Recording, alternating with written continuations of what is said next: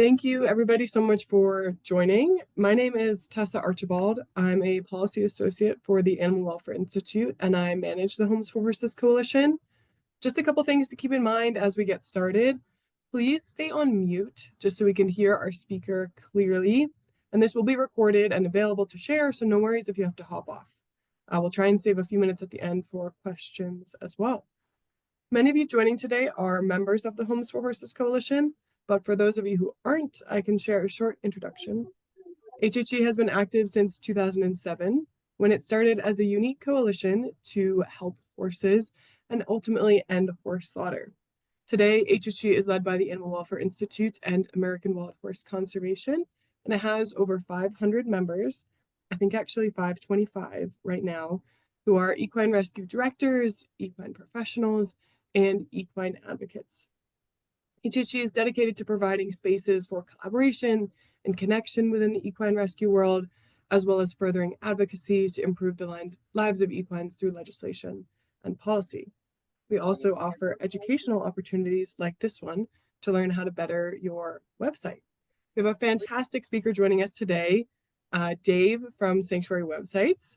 Dave Graham's corporate career success took an unexpected turn when he and his wife accidentally ventured into creating websites for animal-related organizations back in 2012. Over the last 10 years, Dave has worked with clients around the world, building websites for dentists, lawyers, accommodations, e-commerce, and of course, nonprofits. Fast forward to 2021, Dave found his calling in crafting donation-driven websites for animal sanctuaries, and that's where he can best use his technical skills to save more animals. Thank you so much for being here today, Dave, all the way from across the world in Australia. So take it away. Thanks, Tessa. Thank you so much. Appreciate it. I will, hopefully everyone can see my screen. I'm just going to go through these as slowly as I can. If you ask any questions along the way, I'm happy to answer them, or we do have a section at the end to cover anything off. So thank you. Good afternoon, everybody. Thank you for sharing your time. We've covered that off. Thank you, Tessa. So we've worked with a number of organisations. Some of them you may already know. GFAS, Animal Place, Heartwood Haven, Equine Rescue, Chimpanzee Sanctuary, Elephant Aid are all in the US. Interestingly enough, Free From Harm, Well-Fed World also. So the majority of our clients are in the US, which does mean I get up very, very early in the mornings to talk to everybody. So today we're going to run through why a rescue needs a donation-driven website, what should be included in a donation-driven website, and how we go about creating a donation-driven website.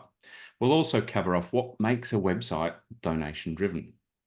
And at the end, we'll have a couple of reviews, a couple of kind volunteers have volunteered their websites for me to constructively critique, and then we'll have some Q&A. So why a sanctuary or rescue needs a donation-driven website?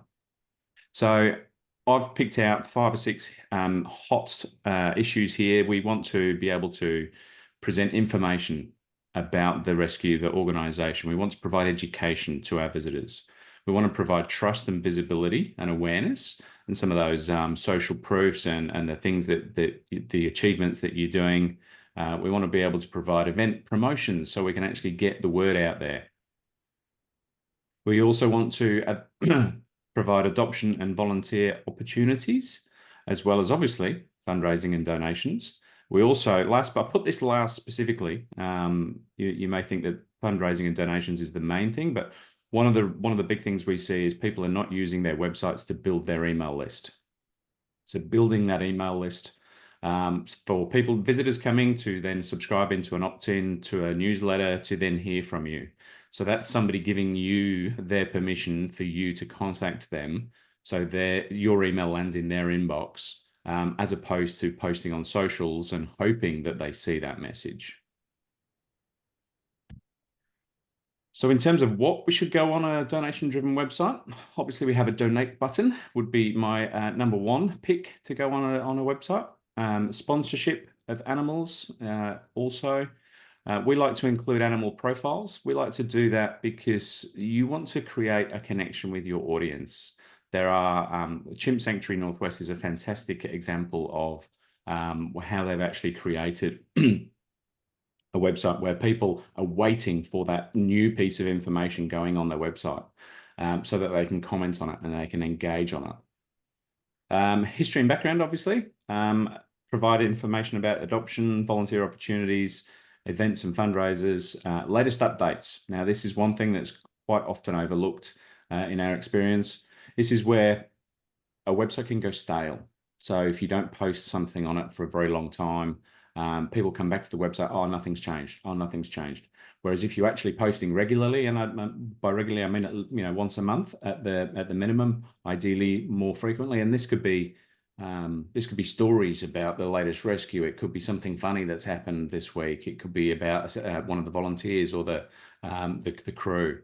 And post that on the website, and then use the website to drive traffic from social media. So post that story on social media, but link back to the website, and link back from any PR, any local PR that you might be doing, to link back to that story, onto the website. The website is essentially the hub of your sort of digital space. We need to have a newsletter sign up, as I mentioned before, and we have a bit of a mantra whereby we say that every page of a website has a purpose, and every page should have a call to action. Okay, so as you sort of scrolling down the page, you're reading through the page, you get to the bottom of the page and you sort of say to yourself, well, what does the visitor do now? Do they go, oh, that's it, right, I'm going to close the window, or am I going to go to the next page, or am I going to sign up to a newsletter? So by default, we'll put a newsletter sign up on every page that doesn't have any other call to action. And we would like engaging images and videos as well to keep our audience entertained. And I do again see a lot of organizations posting these kinds of things on socials. And then when I look through the socials, and I rarely see calls back to the website to drive traffic back to the website. So we suggest, posting 4 or 5, 6 times on socials, and then have the 7th or 8th post, something that brings them back to the website. So how to create a donation-driven website. When we start off, we create what's called a sitemap. So this is essentially a diagram, on black and white diagram, to draw out the structure of the content on the website. So the purpose of this is to make it easy for your visitors to find the information, make it logical. So we're not talking about design here, or we're not talking even about sort of the nuts and bolts of the content. We're talking at a high level. So on here, you can see we have a homepage at our top, and then we have a blog. We have a get involved, typically including a volunteer, adopt, and education. And then we have an about page. We have a visit page if that organization is open for visits. We have a contact and a shop and a donate. And that's probably 80% of all of the clients that we work with have that kind of structure. Some have more and some have less, but we start off with that sort of 30,000 foot view. And then, excuse me. And then we move into content. So we try and get the content from the organization about the mission statements, the animals, the visitation, the adoptions, the volunteers, all of that information we get, and we put it into a sort of a black and white prototype. And we do this as opposed to trying to create the design up front, because if we do the design first, it's very often difficult to get the content going into the right spots. So we start off with the content first, and then we design around that content, because people aren't necessarily coming to your website to just look at the images. They're coming to actually read the content that you've got written there. Once we've got the content, content first avoids trying to get that proverbial round peg into a square hole, which can be a challenge when working with commercial website templates. Once we've got the content, we move into design and build. So we take that sitemap and that prototype and that content, and then we start building the design around it. So we'll typically spend probably 70% of the time on the homepage, because this is the first time that somebody will actually see their brand new website, and that all of the colors and the fonts and the layouts that will flow through the rest of the site come to life in that design. If you're doing a custom design, you can use a ready-made template. Just make sure they've got the right elements for maximizing donations. So if you're using something like WordPress, there are charity themes that you can use from the libraries. And we typically suggest using a lightweight. So often you'll see a theme that comes from something like ThemeForest, and it's got all the moving parts and the bells and whistles, and it's very, very slow, and it looks good, but functionally it doesn't work as well. So look for highly rated ones that are lightweight and don't slow down your visitor's experience. So what does make a website donation driven? On the right-hand side here, you can see I've marked up some of the elements. So on the top left, we've got a sticky header. So that's as you scroll down a website, that bar at the top will remain visible at all times. And the reason we do that is because that's where we place our donate button. And our donate button, then if whichever page you're on and whichever section of that page you're on, you will always see that donate button. You don't want to have people, where's that donate button? Oh, I've lost it. And you want to make it easy. It's about making things easy for your visitors and donors. We want compelling images, so beautiful large images to sort of fill that visual space. Up-to-date content I mentioned earlier. We want to provide the ability to boost monthly donations. So I've got a couple of slides about that in a little while, but monthly donations are the backbone here for organizations to build that pipeline.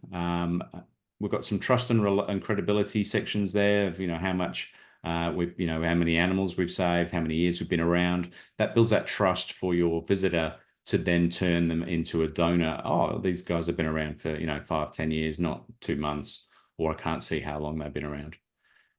Regular content. So again, by having something on the homepage which provides regular content, people will come back to the homepage and go, oh, that's new. Oh, and they'll spend time. And we want people to be spending time on our website, building that engagement, going from page to page to page and learning about the organization to essentially then either sign up or donate. And finally, at the bottom there, we've got a donate call to action. As I mentioned earlier, if we don't have a primary call to action like a donate, we'll have a secondary, which is to sign up to the newsletter. So sticky header, here's one in action. As you can see, as we're scrolling down that page, that header stays at the top and it's visible at all times. So that's what we mean by a sticky header there.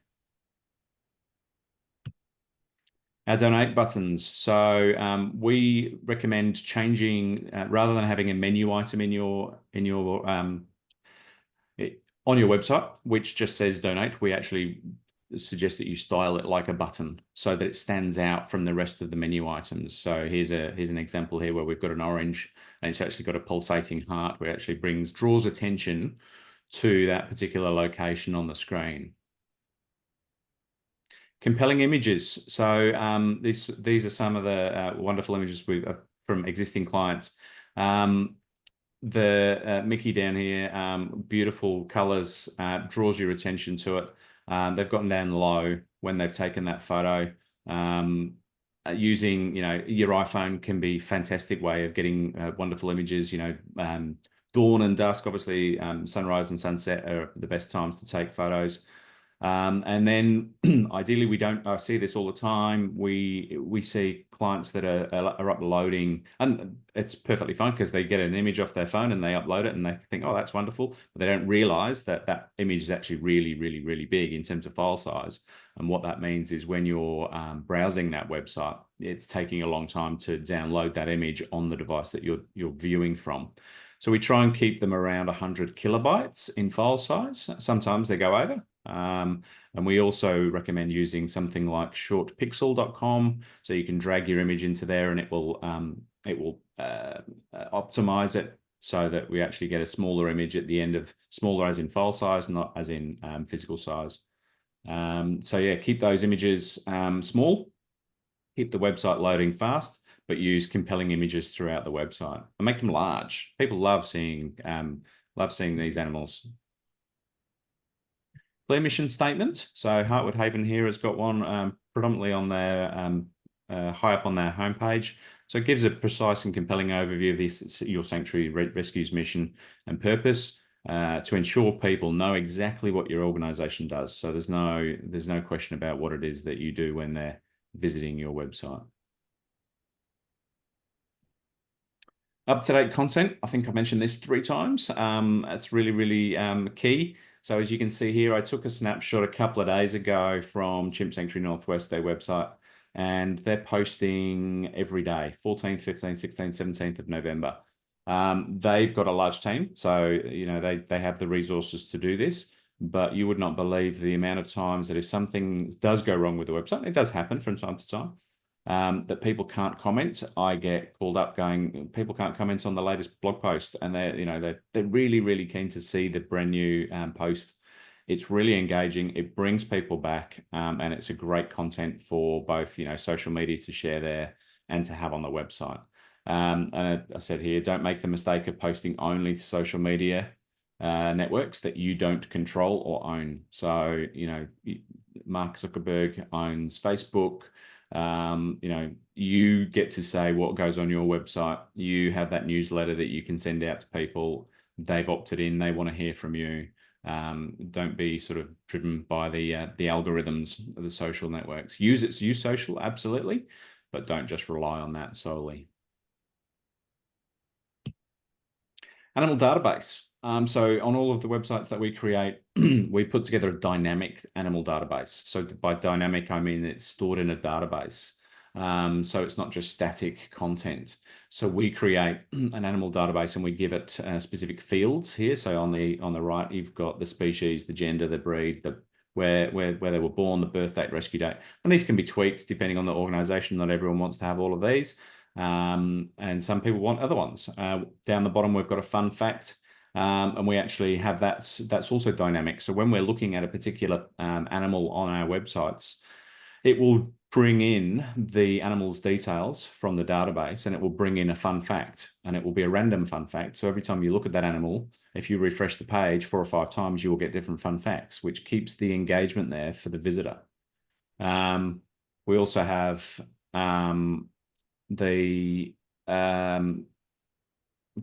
when you get to the bottom of the page and you've got your animal profile there, and it might say meet our other residents. Well, that can also be dynamically created randomly. So if you've got 20 or 30 residents there, and you're displaying sort of one main profile and then 3 underneath it, those 3 can be random. So if that person again refreshes that page, it actually presents different content for them to then keep them engaged on the website and clicking through and learning more and reading more about those residents at that sanctuary or rescue. We also take the opportunity there. You'll see a sponsor a pig. So what we do is we put sponsorships at either the animal level or the species level. So you might have 60, 70 residents, but you're not necessarily going to set up 60 or 70 sponsorship programs. You might have 1, you might have 3, you might have 5. So those specific animals that you want to drive, maybe they're ambassadors, that you want to drive that sponsorship at that level, you can have that sponsor Billy on Billy's profile, and then all of the other animals automatically will see sponsor a pig. So we set up a sponsorship level at the species, sponsorship program at the species level, and then we have a sponsor at the animal level, which can override it if required. These pages will also generate what we call evergreen content. So this is something, that you're running out of ideas of what to post on social media to drive traffic back. Well, if you've got an animal database of, 20, 30, 40, 50 animals, you can then pick from that. Even if you've got 50 animals, you've got 1 a week to post on social media to then drive traffic back to the website. And whilst the visitor's there they've landed back on to see Billy, the pig here, and then they get to the bottom of the page and they're engaging to learn about the other ones as well. So it's just another way of driving traffic back to the website. Sponsorship programs, critical for securing funding, creating financial stability, fostering engagement, educating the public, building a sense of community, promoting the sanctuary, encouraging philanthropy, offering personalized experiences, diversifying fundraising and allowing for potential growth in support over time. There's lots of commas in that sentence. Wow. So as you can see here, we've got Gandalf. This is from a client here in Australia. So become Gandalf's flockmate. As you can see on the right-hand side, it's only offering a monthly donation on this particular program, because that's what becoming a flockmate is. We can tweak that so that we could offer once off or monthly. But by having those sponsorship programs and building that connection with the residents is a great way of building those recurring funds. So pick this out from Raisley from 2023. One regular donor contributes 4 times the amount of a single donor. So one monthly donor contributes 4 times the amount of a single donor. So one of the reasons we use a tool, I'll get to it in a second, is that I'll go back to that one. On the monthly, we want to do more of the monthly. We will obviously still want to offer the once-off, but we want to drive that monthly revenue through donations. Trust and credibility is another section I mentioned earlier. So this is again from Heartwood Haven. It just gives that connection to the visitor, the reader that's looking at it. Actually, you can see the impact. They can help bridge that understanding of what the organization is doing. No more long, boring donation forms. So on the right-hand side here, we have 2 screenshots. The one behind is what I would call the long, boring donation form.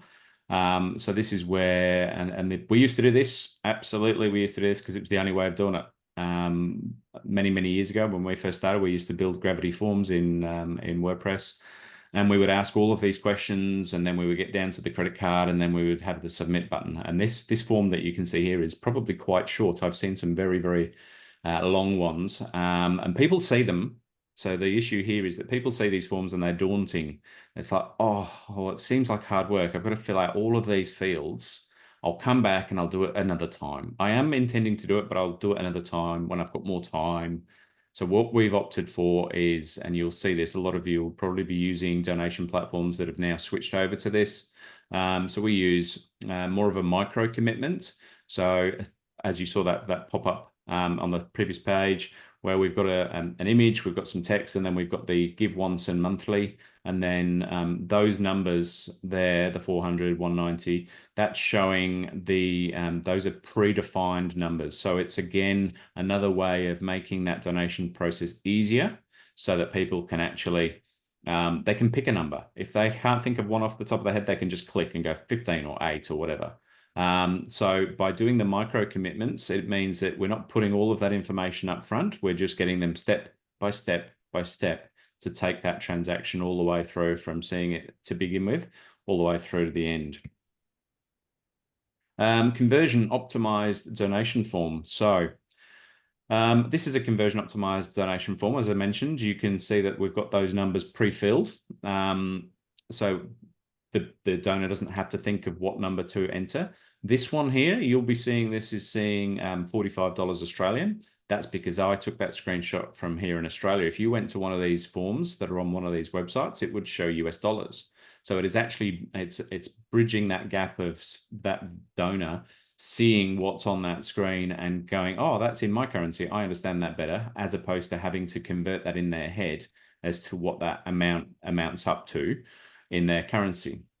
One of the things that you'll see here, well, you can't see here, but what happens here is that those numbers, those 6 numbers are suggested. We put those in, but we leave it up. We check a little box in the back end of the donation engine here. And what that does is it says, okay, if you see an opportunity to bump these numbers up, then go ahead and do so. So it takes into consideration its database of donations across the world, using, how many people have donated on a Friday morning at 6 a.m. using a Chrome browser. Okay, well, I'm presenting this form to somebody who's using a Chrome browser at 6 a.m. in Australia. I think that we can nudge these numbers up a little bit as well. So again, the organization gets more of those donations. I mentioned that earlier, the 4 times recurring, a donor that does recurring is worth 4 times more. So this platform here as well allows you to turn on a setting which asks if somebody's donating a once-off gift, Would they like, in this example, would you like to convert your $90 once-off into a monthly lower amount?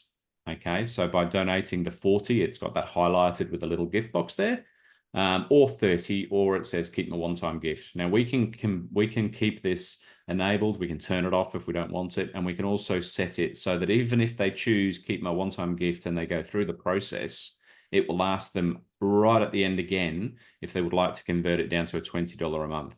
So we're taking every opportunity to try and convert those monthly, those once-off into monthly, which will get 4 times that revenue. Asking for data in the right sequence. So as you may have seen in the previous form, the long boring form, these micro commitments that you're seeing here, these are sort of step by step. One of the things we do is we don't ask for the name and address or phone number or any other details that we may want to ask until we've taken the transaction. So we ask essentially to cover the costs, and we leave that checked. And 90 to 92% of our clients see that most people will keep that checked so that you get more of that donation. And then we ask for the credit card. And then once we've asked for the credit card, we then ask for the name and address and mailing address if your organization needs it. And the reason we do that is that pretty much 0% will actually cancel out of that transaction once they've provided and entered their credit card details. So we're all about reducing the friction and making it a smooth process for people giving and boosting donations. So the other thing we do with our platform is we use, everyone would have heard of ChatGPT and AI, but 2024 has been a massive year in that space, machine learning, as well as user experience. So you would have all seen probably how Amazon has changed from when it first started to the experience that it is today. They've made it really easy for people. So we suggest using things that if somebody does click the close button on the donate form, we pop up a little reminder saying, would you like to complete your $40 gift to make a difference? And they can say, I'm ready, and it jumps back into that donation form. So we're giving them the opportunities. We're also using social proof as well. So down the bottom left of our websites will actually pop up a little message that says somebody's donated and where they've donated from and how much it was. We can tweak the personalization there as well, but it nudges people into, oh, Elaine donated. Oh, okay, all right, I'll donate. There's a button there to be able to go and start that donation. One of the things that we do see from time to time is people using a checkout process and a cart for adding in a donation and then going through and saying, add this to the cart, add this to the cart, and then going through a checkout process. That really, really, really impacts that friction, and it puts so many more steps into that process. So there are better ways. This used to be, a very popular way many years ago, but there are much, much better ways now of getting those donations through. So if you can, don't use the checkout. So we want to optimize the donation process to be simple, to be intuitive and compelling, reducing the friction for the donor, making it fun. We actually had Chimpanzee Sanctuary Northwest come to us and say, we've seen what you've done on Heartwood Haven with the donations. We want that because it was a fun experience for the actual donor, and they've now got it. So website reviews, I might just jump out of the share here. Oh, this one. Oh, go out of there and I'll jump in. Hopefully you can still see my screen. Jump back to here. So we have Friends Horse Rescue and Sanctuary and Rancha. Is that how you pronounce that? Hopefully I'm right. I'm not 100% sure. I was looking to see if they're here. Let's see. Deborah or Lita, are you guys here? Let's see. I think they may be waiting to watch these in the recording. That's all right. Well, if I have mispronounced that, I do apologize. So both of these have been volunteered to be reviewed. So what I'm going to do is I'm just going to run through the first one. So Friends here. So this, overall, it's got all the right elements. It's got lots of good stuff here. It does look a little bit dated from the layout here. We've got lots of things that we do have a subscribe to our newsletter, which is great. I would make that more prominent and put it down the bottom of every page. The donate button here, I would actually put up on the right-hand side up here and make it a different color. So we've got the highlighted menu item of the page we're on here, but put the donate button here, or even up here, move the social icons along. Sticky header, I would see if we could get that sticky header so it stays at the top. Again, this is a great idea to see previous newsletters. It looks like it's been a little while since that was updated. So if it is a little bit old, maybe just take that off if that's not happening anymore. We've got some awesome images on here, but we also have some, they're very small and they can't really be seen to their maximum effect. We've got lots of content. I would probably try and put some design elements to split these sections up so it doesn't become just one page. There are sections. There is a sponsor a horse program. I would make that unit look like a button if it is a button and be consistent across the site. See this image here? Beautiful, but it is tiny. And I would like to see that in full sort of much larger size. We've got some engaging video here, which is good to see. And then we've got a little bit of, again, click here. So the click here, we see that quite often. I would say learn more about Magical Mini Program as a call to action on that button there. And then down the bottom, we have an animated GIF, which is probably a little dated in 2024. And then we have our social, not necessarily social proof, but yeah, it is proof that we are an organization and the members of all of these. Without a call to action on the bottom, we get to the bottom of the page and we go, well, what do we do next? The sticky header's gone, so I've got to scroll all the way back up to the top to get to the menu to then go to the next page.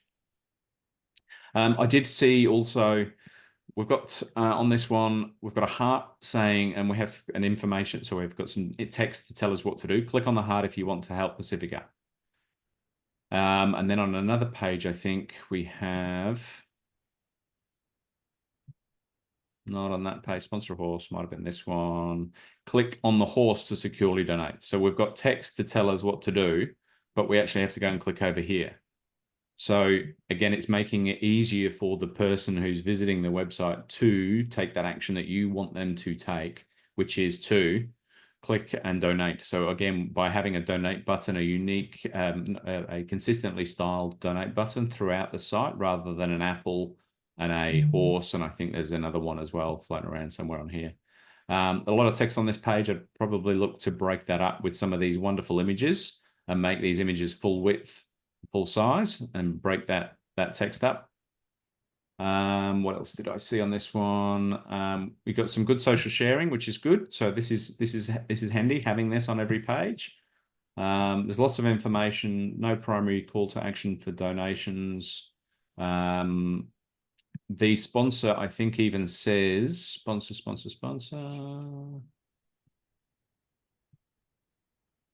Marble horses. This actually says if you are viewing this page on a mobile, please go to the desktop. So I would actually look to fix that so that it can be viewed on a mobile without somebody who, again, that's putting a hurdle in between you and that outcome you want them to do. You've asked them to go and take the details and go and look on a PC, and you possibly will lose people at that stage. Wish list. We have a wish list here. So we have a list of things here. And we have a small little donate button here. But we have a list of things on our wish list. So just taking the example of, I'm a visitor, what do I do? Okay, so I've got a little donate button here. So, I would make that more prominent. I would say what it is that you want them to do at the end of this page to donate, to help purchase something from help us buy something from the wish list, or buy something on our behalf from the wish list. So make that call to action more prominent.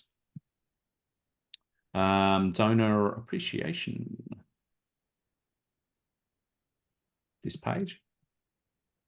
So yeah, this is great. I love this, how people can actually then become, bronze member, silver member, and we're actually calling out who it is. We get to again at the bottom of the page, it's like we've got a missed opportunity there to say become a, an annual donor or a bronze member, or become a silver member or a gold member for somebody else to get to the bottom of that page, because they might be thinking that, oh, well, I won't actually want to be on that page. So have a call to action there. So the call to action can be different on every page, of course. If we don't have a default one for a specific page, we would put a sign up to our newsletter.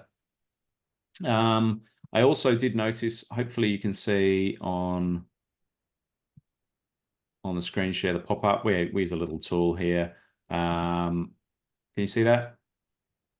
Yeah. Popping. Yep, cool. So this is just a little tool and extension we use in Google Chrome. And what it does, it tells us whether the title and the description, so these two things are what gets put into the search engine results. So if somebody was searching for this page and this page was found in the search engine results, this is what would be displayed. Okay. So the title here has got 76 characters, and we would suggest making it between 50 and 60 because it squashes and cuts off in the search results. And this here is 295 characters, and we would suggest that that goes through to, I think it's about 160 characters, just so it doesn't get cut off in the search results. And then at the end of each of these, we would have a call to action, even in the search results. So if somebody does find your website on the search engines, the call to action might be learn more, donate now, volunteer today, adopt a horse, something like that on those specific pages in the search results, that you can inform the search engines what to display. The headings as well. So one of the golden rules of search engine optimization is each page should have one heading H1 tag, because that tells the search engines what to index for this page. On this one, we've got 5 H1 tags. So we should really use just one of them on per page. And it might be, I would probably, for the homepage, it would be all about the actual organization, so that their sort of brand is in that H1 tag. So that's just something to just check on from time to time. That will get you at least, some good search results when somebody's searching for your page and it gets displayed. At least you've got the right structure in place. So I think that was pretty much it for friends. And if I switch over to the next one, as you can see, there's a difference here. This is a very much cleaner, more sort of in-line design. Uniform is the word I'm looking for. I'll just go back to the home page. So you'll see that we have got these same size images, which is nice to see. It's easy to read. It's easy to scan the website. People don't read every single word on your website. They'll scan it and find the information they want. There's an opportunity here on this one. There's a lot of white space, but there's a lot of text that this could be longer to free up to fill this space. We could also make these images larger, draw people's attention to them, but having the recent posts is a great example of that content being published regularly to the website. Down the bottom here, we have got our footer, and we've got a lot of white space that could be filled here.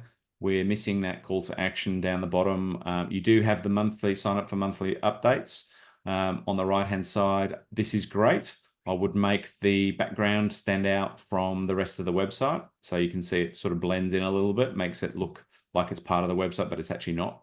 It's more visible when you see it down there. It looks good. Have more contrast there.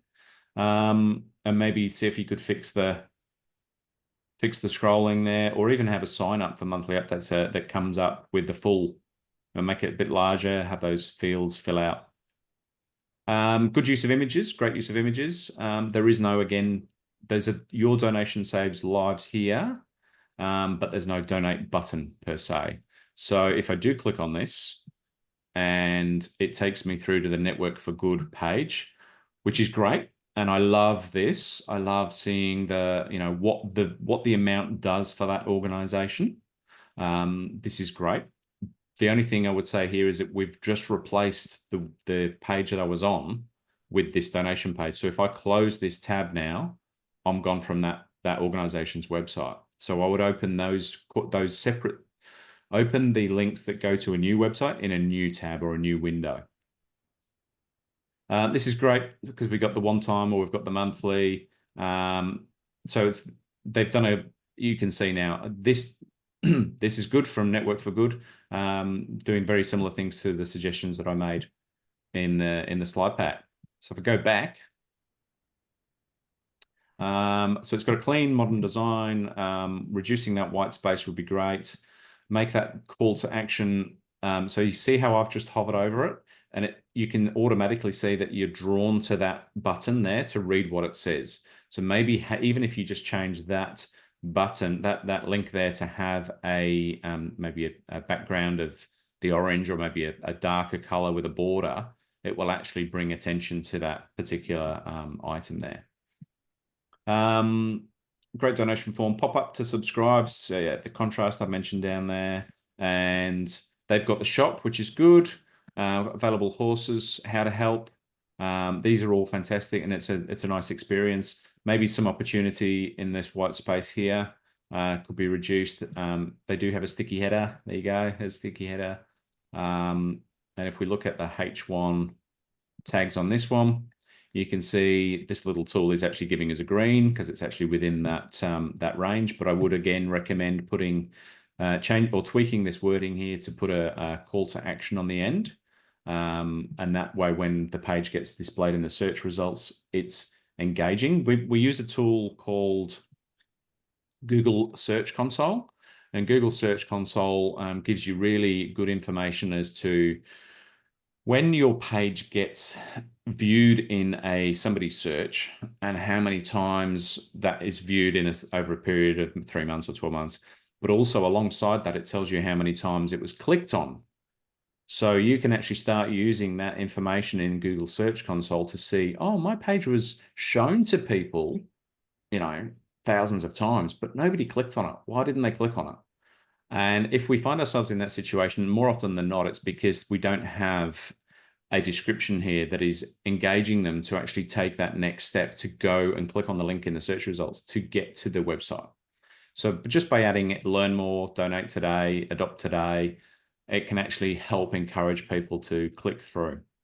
Headings looks all good on this one. We've got a nice structure. So we've got the actual name of the organization in the H1 tag, which is what we recommend for the homepage for organizations. And then we have an H2, some H2s. We probably don't need the menu. That's probably an anomaly in the design in the website there. But overall, both of them got really good content. There's just some tweaks on that, making those call to actions more prominent on both of the sites here, and maybe look at making that sticky header and tidying that up and making those images. There's some wonderful images on this, but they are a little bit small. And I think that was all of my feedback on those two. Tessa? Thank you so much. They are going to be so pleased with all those recommendations. I'm looking forward to sharing those with them. We have a couple minutes for questions. I see Nicole had a question wanting her own website review. How could we best contact you to set up an appointment to have you review our website for improvement? Absolutely. I can do the same for you, and I can record it and send a recording across, and I will put my email address in here.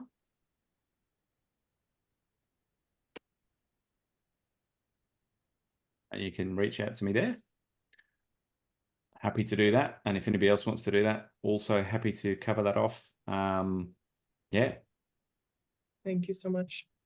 Does anyone have any questions for Dave before we hop off? Peggy has a question. They asked, you mentioned that certain aspects of the sites were dated. Could you please explain what you mean by that?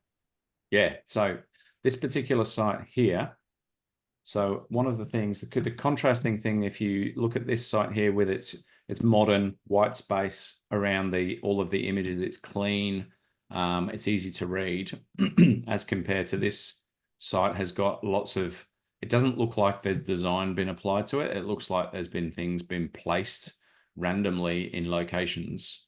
There's no, we talk about user interface, UI, and we talk about UX, which is the user experience. When somebody comes to a website, they always expect a menu at the top, right? Well, I have seen websites with menus down the side. So that's breaking that user experience. And some of the more dated features, like this here, we've got GIFs, animated GIFs, which is somewhat dated in 2024. What else have we got? These buttons here look very like they've how do I say this? They look like they're very 1990s website design. The uniformity between that and that's a button there, but it's a different button. Yeah, it looks different. So having that consistency through the website, having images, like we've got the volunteer, we've got this volunteering, and then an image above it, and then a video to the left. It's not unique. No, sorry, wrong word. It's not uniform. It's not following kind of a standard flow. And also again, this animated horse down here with the, you can see the video player. I can speed that up and slow it down. It's a little bit, 10 years ago from our experience of what we see. Having these in, they look like they're in not random order, but there's spaces between them. There's a missing one here. So it does look a little bit, in my terms, dated. Let's see if I can find another page on this one to give some more examples. Valuable horses. Okay. So click on the apple to donate 2 horses. So I have to read that, and then I have to go over here. We would just have a donate button on there to make that easier. We've got the sponsor or horse program is now available. It looks like it's been put on a plaque here. It does look like it's clip art kind of stuff from Microsoft Word. Images here, very, very small. If I was to click on it on these, they don't pop up to allow me to see a larger image. And then we have a mixture of text, very small text, and then we've got very large text. So it's not uniform. Let's see if I've got find another page, events. Let's see what's on there. Okay, again, using that the sort of the text analogy there, we've got an even larger font here. And then we've got images down the bottom, but we've got no images down this bit here. It's a little bit, I'm not sure whether that's helping or I'm just being able to really critical, which is my job. My job is to make, when we see a lot of organizations put things on their website because they like them, whilst that's nice, your website's not for you. It's a tool that you use for getting information out there to your audience. So if you're building a website that your audience comes to and goes, oh, I don't want to read all that, they'll click close and they'll go to another one. So it's to be finding a way to present the information cleanly, easily for your audience to engage with. And we've got so this is an example of something that I would suggest needs some attention. We've got a Magical Mini shirts, and then we've got a donate button here. So which one do we want somebody to do? Do we want them to add to the cart here, or do we want them to donate? We're giving the choice there. It makes it difficult from a user experience perspective. We should just have one call to action there, which would be to buy one of those shirts to add to the cart here. And then we've got a form down here. So I would again break that out into different pages with different functions. So we've got to here, I buy a t-shirt, but then do I sign up here as well? Do I sign up here first? And then we've got other stuff down further. So it just needs a little bit more structure, I think. Maybe what I'm meaning. Thanks, Dave. And Peggy did say that was very helpful. Thank you. Shirley had a question. As far as Venmo and other donation apps, how should we incorporate those in the donation process options? Sure. I wonder if I can actually give you an example of something, because I think they have it turned on. And I think Nicole had kind of a similar question. She said, I was going to ask about donation options as well, especially regarding credit/debit options. Again, thank you. So we partner with, we'll work with whichever organizations, whichever donation platform the organization is working with, if that's their choice. But if somebody was coming brand new to us, we would actually partner with Fundraise Up. Fundraise Up, we've been working with for 4 or 5 years now. They are actually they were groundbreaking with some of the things that they launched, which you will now see being taken up by Network for Good, which I noticed. But something like this is the experience through the Heartwood Haven. I think they have Venmo enabled. Let me just see. So I'll show you when we get to that.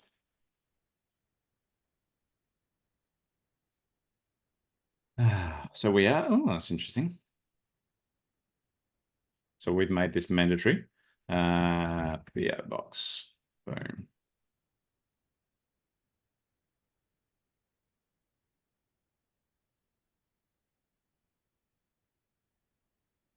Very clever. They've actually validated that that address is not an actual address. So I'm going to put 100 Street. And that's done as well. All right, I'm going to put 1.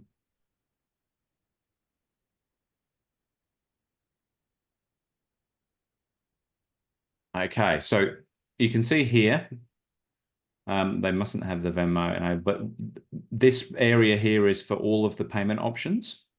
So we're not asking somebody to donate via PayPal upfront. We're not asking somebody to pay via Venmo or credit card or whatever upfront. We're asking them to donate. And then once we get to the point of actually taking that transaction, the options in here will display the various. So you can have the credit, not the credit, the account, direct account. I think it's in the States. It's ACH. Is that right? Yes. Yeah. ACH is right. It's like a Yeah. bank transfer. Yeah, that's right. So I'll just show you something on the back end here, just to go to payment details, payment methods. So just as an example, just to show you, this is not that same organization, somebody else's, but you can see they've got credit cards enabled, Pay with PayPal, Apple Pay, ACH, US direct debit, Google Pay, Venmo, crypto if you wanted to. So those buttons, these options here translate to buttons that will be displayed in here. So it's the choice of the donor as to how to make that donation right at the end, as opposed to the other way around. Hope that helps. Thank you so much. Do we have any other questions?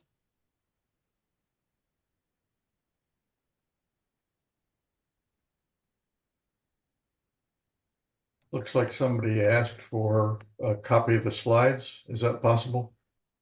Absolutely. Yep. I'll PDF those and get those to Tessa, and she can distribute them out. Awesome. Thanks.